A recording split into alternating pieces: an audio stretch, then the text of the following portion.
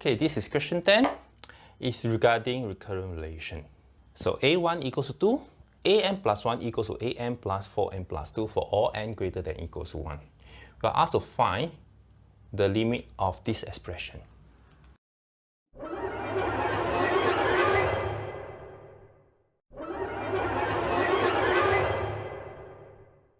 We can write it as an plus 1 minus an equals to 4n plus 2. Then it's easier for us to do the discussion. So based on this information, we can have an minus 1 equals to 4 of n minus 1 plus 2. Then an minus 1 minus an minus 2 equals to 4 of n minus 2 plus 2. And so on and so forth until the last one should be a2 minus a1 equals to 4 of 1 plus 2. And we can sub in a1 equals to 2 as well. Now we can add everything here. On left hand side is actually telescoping sum. If you can notice that, namely each of these can be cancelled off. I put the addition a1 so that this can be also cancelled off, and now we have only an.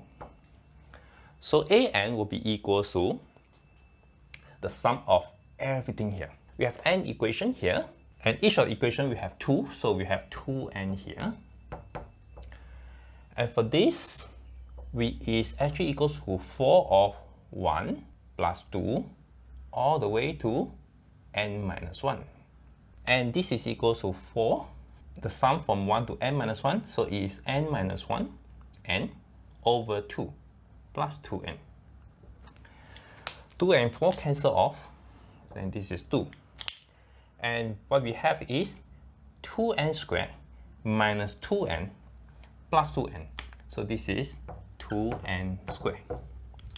Now it is not difficult to get the limit here. So we will just write it as j. So j is equal to the limit of n go to infinity 2000. And for this is actually equal to the sum ak minus 2, where k equals to 2 to n. Since an is 2n squared, ak will be equal to 2k squared. So take out the 2, this will be 1000. Summation k equals to 2 to n. We already take out the 2, so this will be k squared minus 1. I take out this 1000 and write as n go to infinity. This can be written as k minus 1 and k plus 1. 1 can be written as k plus 1 minus k minus 1. So k minus k cancel off. 1 minus negative 1 is 2, but we need 1, so divide by 2 here. And therefore we have 500 limit n go to infinity, k to 2 to n.